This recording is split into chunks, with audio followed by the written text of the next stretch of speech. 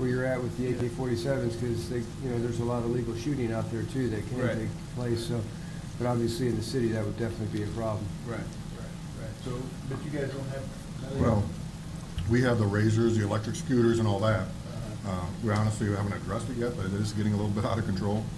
But I would say the sooner the better. yeah, they're very popular. Okay. Mayor, I can share our ordinance with you. Okay. We put that in place in 2021. Very good. It holds the parents responsible. It also holds gas stations responsible too. Okay. So we'll share our ordinance with you. It's strong. People don't like it, but it's effective. Yeah, I appreciate that. Do you guys have anything for the county to address that, the razors or anything like that? That's riding on county roads. I know. Come back to you. Mine is perfect. I just gotta have a chief here. Yeah, we are towing the ones that stop. Uh-huh. We are trying to, and we are towing the vehicles around. Yeah. So, because we. Issuing tickets. Right. I say towing because a few of the people that were located were suspended with their own license. Mhm. But we have, we have issues with people. Yeah. Do we know where they, because one of the concerns with the residents is, look, we know where they're staging at. If you know where they're staging at, you know they got to come back here. You know what I mean? And it- Anybody advised myself. Anybody advised our officers where those residences are at? You know what? I will try and compile a list for you, and I think that would be a good thing. And I think if State's Attorney Rowe would say, in order for us to prosecute, our officers got to visually see it. If they Right. take off on it, I mean, we don't necessarily know who's on that four-wheeler, but we'd have to be able to identify the driver, then locate the ATV. I mean, there's more to it than just arriving at somebody's house, and Right. we have to be able to visually identify who the driver is. I mean, there's more to it. Okay. Sounds good. Thank you much.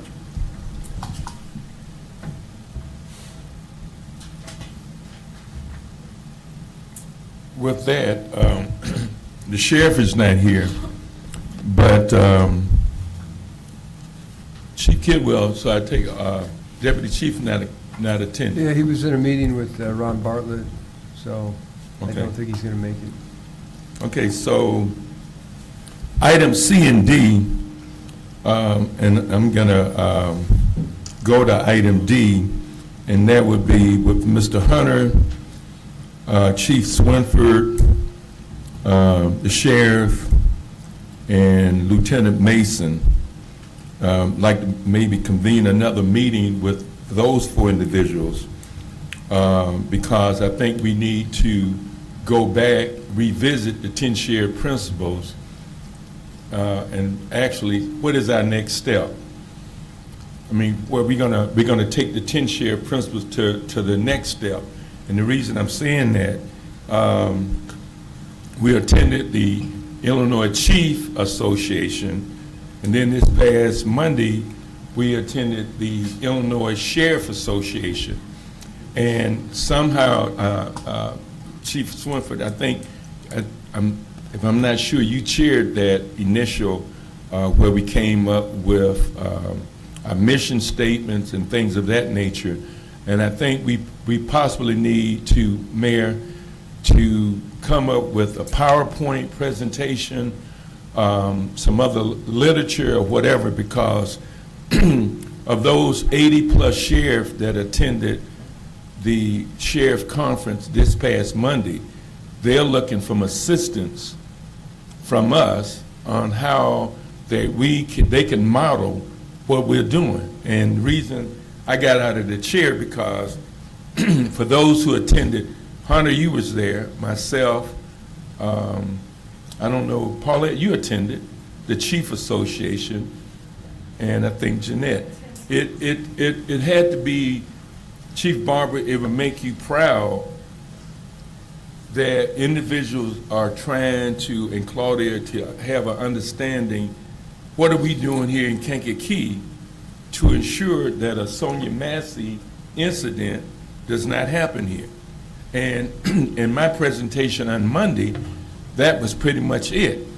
It's because we just deal with the other two items about how the response team come out and review videos. I can pick up phone and call the mayor.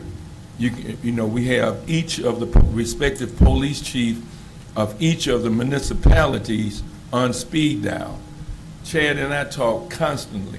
It's not every day that, someone in Alexander, Pulaski County, Peoria, is having a conversation with their respective sheriff at 11:45 on a Friday night because something happened in Limestone or something and so I think it's time for we can move to another level, but at the same time, Chad, I think we need to go back and revisit because I have some information from the sheriff and the police chief in Lake County, Stevie, and each candidate that they hire have to have some understanding of the 10-share principles.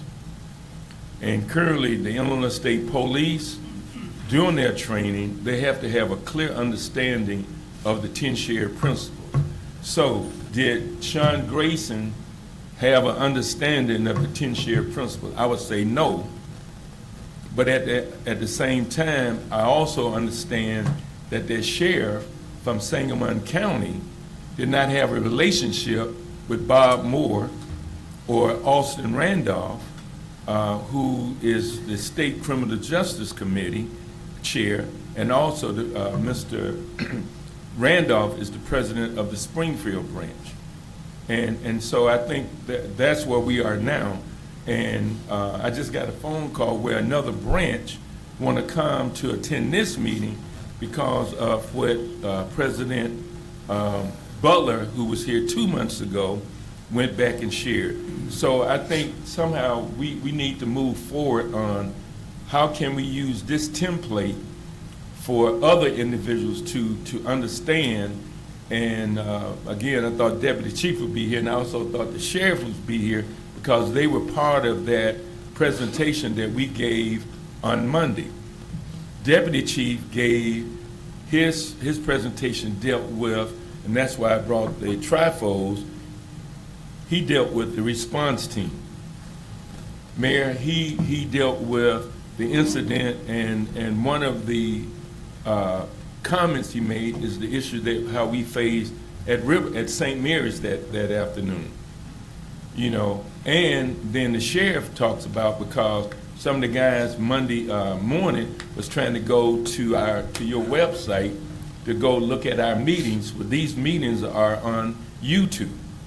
And so when the sheriff expounded on that, they said, oh, so individuals in your community, not that they have to be in the meeting, but they also can review it from YouTube. So again, people have, some idea of Kankakee County, but as I travel the state, you'll be surprised. Rock Island, Evanston, we had Decatur, we've had Peoria coming here, and it's Ms. Calvin. They don't understand what we are doing here. Then we also have individuals that use it in a negative way because they don't really understand how a relationship plays a part in the criminal justice system. Well, let me comment on Yeah. what transpired up in Tinley Park. Trying to remember who all was there. I know I was there. Yeah, well, Donnell. Paulette and Jeanette also there. That was kind of amazing. And the That sheriff. It was a full house, and there was substantial discussion and us giving input in terms of what we do here in Kankakee County. I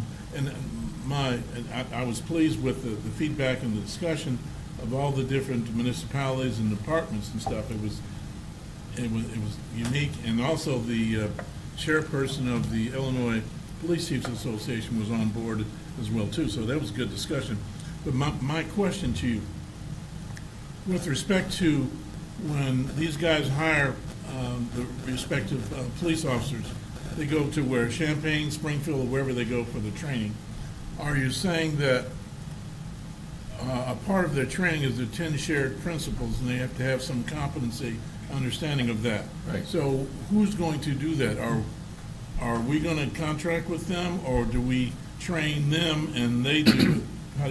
How's that Well, going to be done? in our meeting last Thursday, and I was gonna get with the sheriff, and I probably need to get with Chad and again, you and Swinford, because I don't believe in trying to reinvent the wheel, so he actually had his secretary to send me all of the information, Chad, that we would need. Not only that, they also include all of their respective lawmakers, from their council members, and everybody is somewhat encompassed and have a clear understanding of the 10 shared principles. And I think I don't know, I think, Chief, that's a good idea. Chief Barber and Swinford, the trustees and respective council members also having an understanding of the 10 shared principles. How do they come in play? Do they really understand de-escalation, the piece of community trust, accountability? And so our next meeting, if nothing else, we might need the little PowerPoint on that we can also revisit, because when was it that 5 years ago? At least 5 years ago, we did the 10 shared principles. So I think we need to revisit ourselves, and then that we can have a clear understanding. But so what I've said, I think we need to expand this thing to include now council members, community-based organizations here. And again, if everyone looking at want to come in this meeting to determine how do we do it, and again, you got Deputy Chief Austin, you got the Sheriff of Kankakee County, and myself, we're there, and the word comes that we, when you get presented, and they say, we want Mr. Hunter, Sheriff Swinford, to expound on the Kankakee model. That's you want to stick out your chest, because we're doing something a little unique that most communities do not have. When we did the adoption at KCC, I think it was, did we videotape that at all, or not?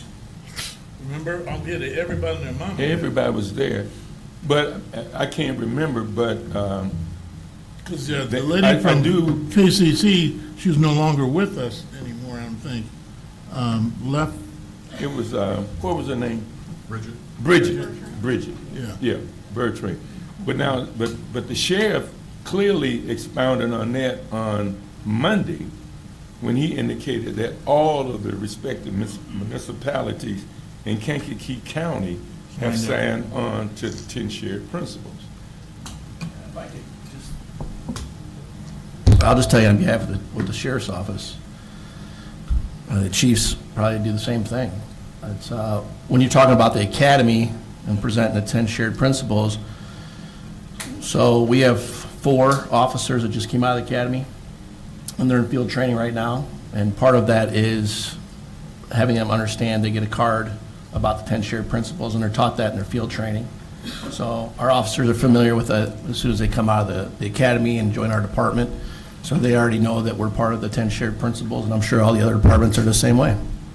So, we probably signed that 5 years ago. If you go up in our administrative hallway, you'll see it in a big frame up there. So we make sure that the 10 shared principles are taught during the field training field training program. And I think our street supervisors are also enforcing that while they're out there. Part of the thing when you look at bad officers is the street supervisors. We put a lot of pressure on them to find those officers. It's not going to be the first time they did something. And that's why you try to weed that out, and we rely on our first line supervisors to do that. So with that, this group that I like to enlighten, and that is after April, is it April we've been telling? Yeah.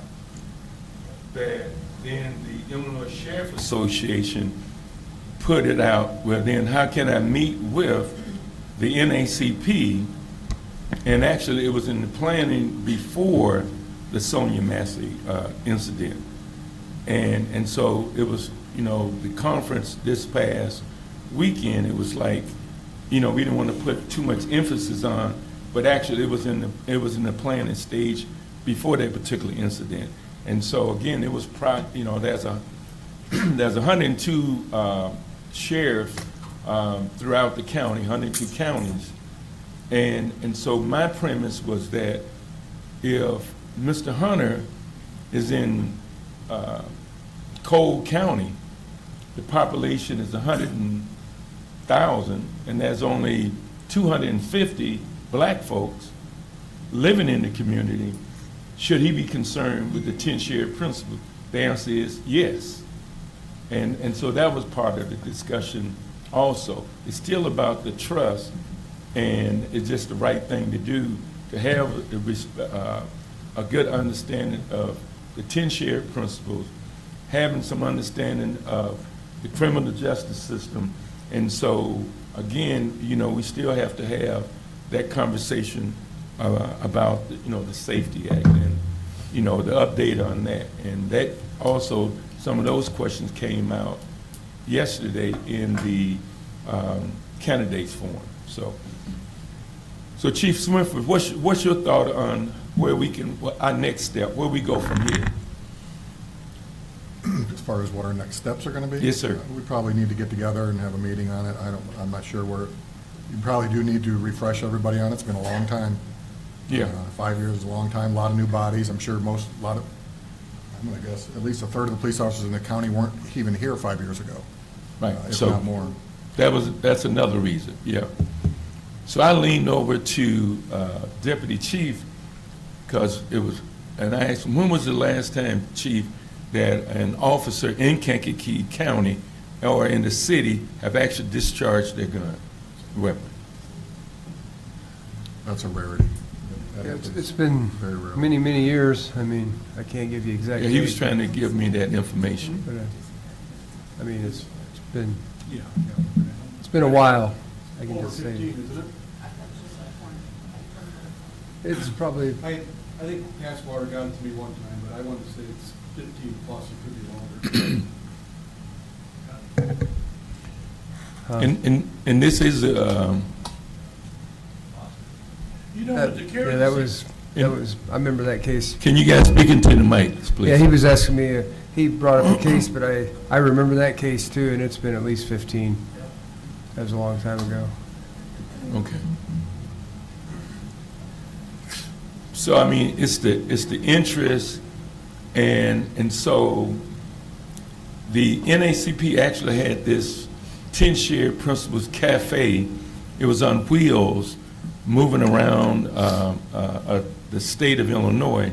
And so with the executive director of the Sheriff Association and with the police chiefs, we're looking at convening something around the spring of next year, bringing the sheriff and the Police Chief Association together, either Springfield, Champaign, Peoria, and then you also would be inclusive and have those respective citizens in the community to also come. And I just thought that would be something, I think Sheriff Swinford, the NAACP here in Kankakee, I think would be something good that we would want to do. And if we have something at the quality end and have our respective individuals from the county, Kankakee County, to come and we give that presentation on the 10-shared principles. Or it could be at KCC or at ONU. And that's why I was posing the question, when we did that collaboration with all the different entities around the state, if indeed we videotaped that, I could just see us videotaping that thing and putting it on cable TV as well, too. That thought, Mayor Curtis, that thought came from the city council meeting about a month or so ago. Remember, a certain person asked a question about if we're going to have a meeting regarding about Sonia Massey. Remember that question? And so it had me thinking not just that, but we can actually expand that to another area of being informational to the entire community, including the county. Okay, so we good then. So we can revisit and then matter of fact, we can almost do the re-signing. I don't know, is it the date on the one out there? Information, yeah. It's a date on that one? No, it's one outside the door. Yeah. Yeah. It's a date, I think the date at KCC also. Yeah. So are we all in on that? Good thoughts? Okay. So we're gonna get out here early. So we have Attorney Karen Farmer, NAACP member. We already got acquainted with our new doctor in the area of criminal justice system at KCC. And we also have Professor Jennifer Huggins, who is a member of the NAACP and getting involved. And so we could probably also include her. Chief Swinford and Stevie will be talking about the video and things. She's already actually gotten us a couple of interns, possibly to do some work with the NAACP. So, along the social media piece. So, any questions? Yeah, Debbie. I got the date for that next training for the first response team. It's December 14th, 8 a.m. at KCC. Yeah. That's Oh, what it- thanks, Debbie. And then Yes. Chief Swinford, I know you and Mason, we might want also add that the response team to the 10 shared principle piece. Your thoughts? Yeah, I don't know where it fits in, but definitely to look at, incorporate it in somehow. Yeah.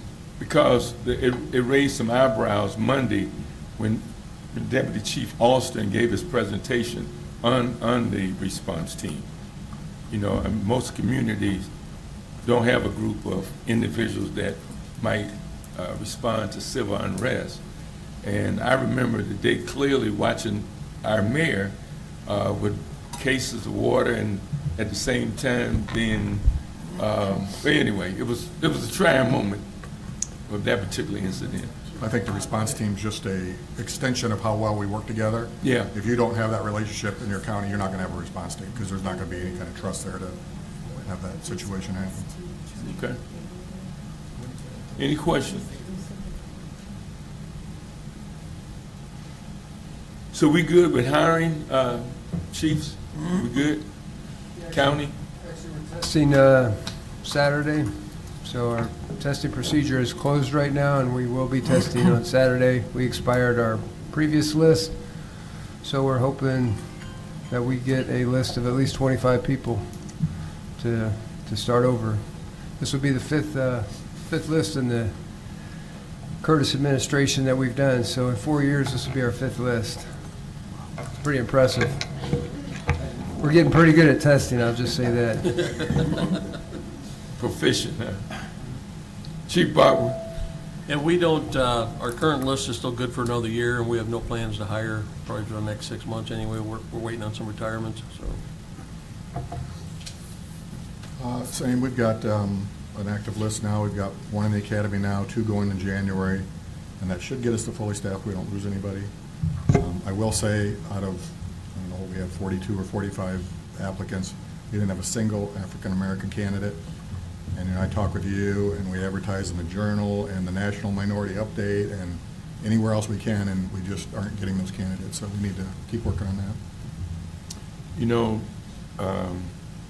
that wasn't part of the presentation this past week or with the Chief Association in Tinley Park, but I was with a group of individuals at the DNC and watching all of law enforcement around United Center and around McCormick Place and things, and that question came up about the number of blacks and other minorities that was part of that delegation of law enforcement, even at the DNC. So again, that's a conversation we got to have. How can we get more blacks and other minorities with the thoughts of being in law enforcement? You know, so, any other questions? It's good to see our Deputy Chief of Staff from our Senator's office. And that's another a clear understanding that we're a little unique because earlier I got the text from our state rep, you know, saying that she would not be here. State Senator's not here, but his Chief of Staff is here. Our mayor is here. And so, Jennifer, that makes this group a little unique because this is not happening in Vermilion County. It's not happening in Peoria. And like I said, that's why the other individuals across the state with the NAACP comes in this room to try to get some understanding. But at the same time, Steve and I talk about it all the time. Mayor, can they implement that? Because first of all, you got to have a mutual trust. And I know some of the presidents across the state with the NAACP won't have the trust with the chief of police of Bradley or Mantino, but we do need to get Grant Park, Moments, and that's on you, Mr. Yes, sir.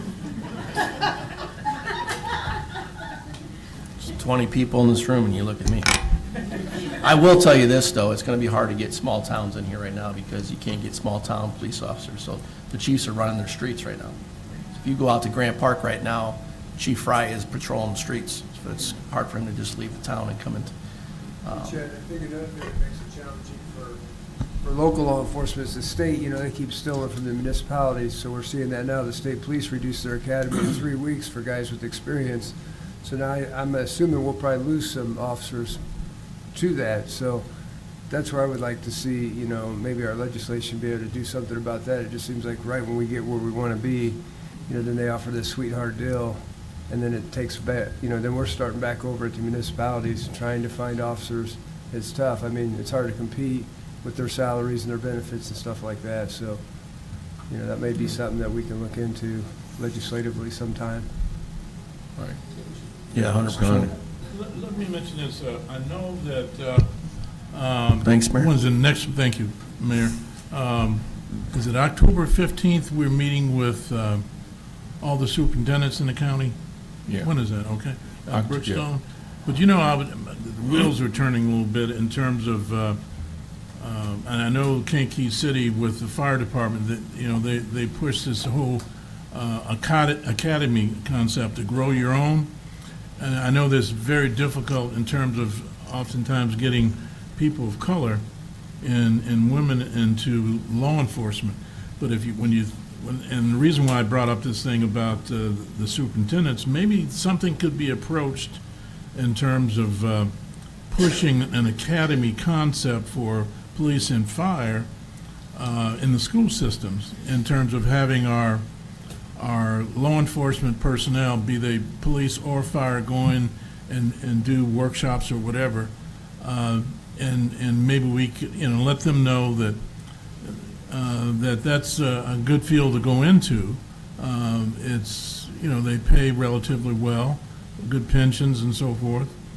But that's something to think about, and you got to think outside the box. And I think with the response team is like you thinking outside the box. And I think the more you discuss it and the more collaboration you have, you get a better work product. So that's something to think about. That is, with all the resources in this room, I see no reason that Dr. Calvin and Al Swinford, just to name two people, that can probably, take some time, sit down, put some kind of curriculum together, and with the support of the NAACP, I think if somehow, because we're building this bridge with our respective school districts in the county, and if nothing else, we can have something where we can go into the school district with that kind of understanding regarding the criminal justice system and law enforcement. Dr. Calvin, how many criminal justice students do you have? How many do you think want to be police officers? So currently, I have about, I want to say 45, 50 students that are in criminal justice. Out of the 45 or 50, I want to say maybe 40 want to be police officers. However, it's starting, there's a lot of them that, or 10 or 15 that want to do criminology, I mean, or psychology. So that's new to me because I'm so used to the students coming in just wanting to be police. If they are unsure, they just don't know what type of police officer they want to be, whether that be state or municipal or sheriff, or that's what I'm getting there. I'm trying to coach them as to what their likes would be. So that's what I'm working on. I'm also working on trying to get into the high schools to get students to have, try to get them to see if maybe criminal justice would be something that they would want to study. So I'm going to have a table at Kankakee High School. I'm going to hit all the little schools also to see if I can get more students into the community colleges. And so that way we can get people hired also. I mean, right now, currently, I have a lot of students that are 18 years old, so they are not able to take the test. I've only have one student that's going to be testing for city, for Kankakee City right now. The rest of them are either older and they're unable to take the test, or, like I said, 17, 18 years old right now. So that's difficult for me right now, trying to. Do you see minorities in that, out of that 50? Not a lot. Currently, I can count on my hand how many African-American females I have, maybe 4 out of all of those students. And out of the African-American males, I have 2, I believe, 1 or 2. So, yeah, I have a lot of Hispanics, which is good. So with your class, do you have a relationship, or have you thought about having a relationship with the city regarding attending the academy? I know Paulette and Jeanette, most recent, finished the academy. So is that like a form of, would it be a form of extra credit if they participate? Which academy?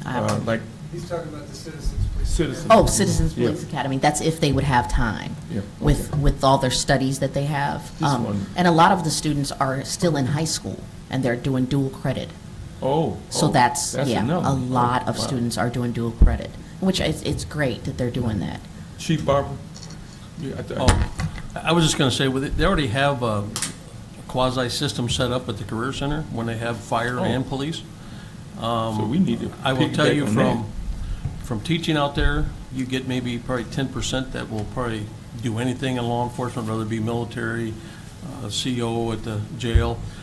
The problem they run into is, like Melvina was saying, when you're 18, they need an in-between job. So the more certifications we can get them to get a job at security at the hospitals, per se, or CSL Bearing, and if we could push there's 16 high schools that feed into that place. So if you could get an organization that would go there and speak to each of them about how desperate we are for police and how we want vetted kids to join these programs, because it is really a feeder school to KCC, which Malvina will, I know she believes that. So it's just a matter of that downtime until, if this they can get that dual credit, they can get some certificates to get these little security jobs to keep them interested. And some type of mentorship through when they're at the schools, I think it would work out fine. But we do lose a lot of them once you get them in the class. And the problem with it is, with the public school system, they're not really vetted to be in that police class. And you'll see it all the time where, like I think I had 100 students a year out there in law enforcement, but you'd read the paper constantly, this guy got arrested for retail theft, this one's got arrested for, and you try to talk to get them out of your school, get them out of them classes, because you don't want to condone it, but it's tough to remove them once they get in there because of the way the system is. But until we vet them and get some people to really talk to them seriously about why they want to go there instead of just signing up and going, I think we're losing a lot of them that way too, so. And one other, any other question? I just have a comment really quickly. For this organization and any other organizations, one of the things that we've come up with at KCC for criminal justice, we have the KCC Criminal Justice Club, and students are available like to volunteer, and they are eager to be out there in the community. So we're looking for things in the community that we can be involved with. So if you know of any, please reach out. And one other thing I like to share, let me see, Debbie, Jeanette, Paulette, Stevie, and myself will be at the NAACP State Convention this weekend. And with that, we'll have the Chief Swinford, we have the opportunity that the chairman of the board of the NAACP will be attending that convention.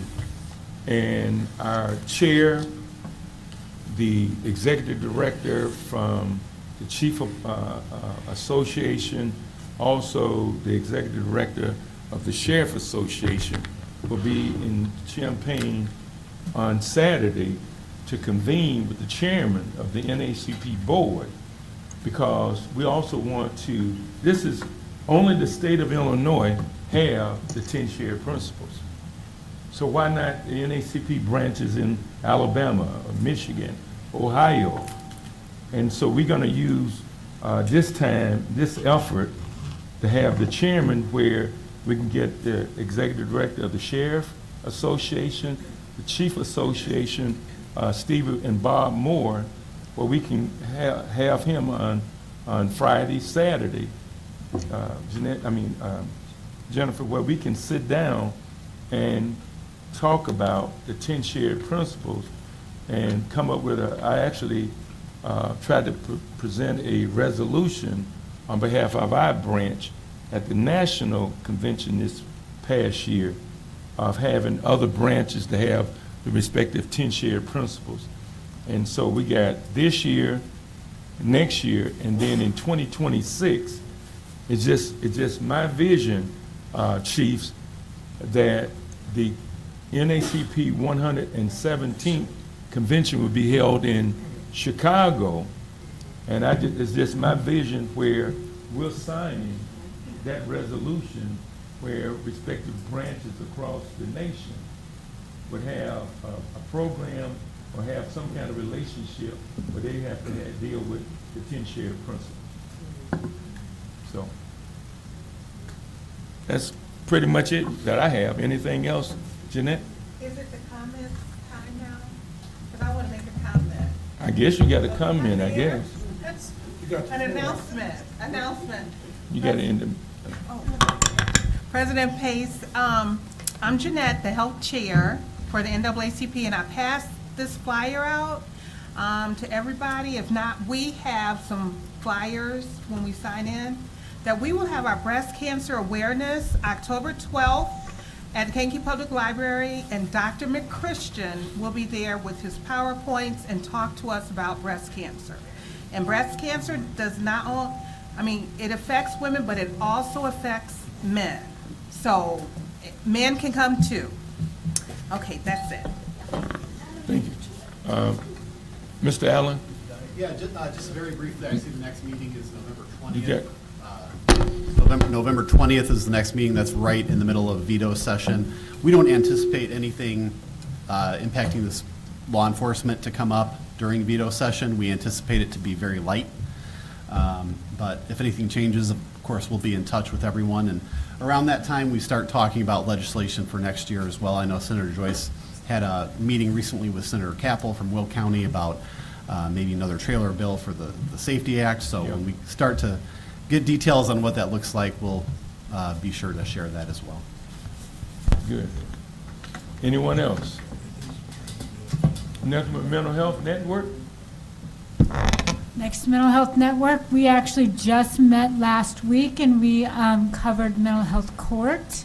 So Amanda Trompler presented for us and will be in October 18th. Johanna Holloway is going to be presenting for us. So, All right. Thank you. Seeing nothing else, can we get a Motion to adjourn.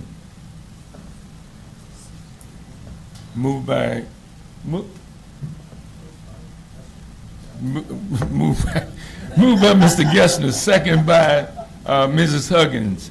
All in favor? Opposed, motion carries. See you on the 20th of November. Meeting,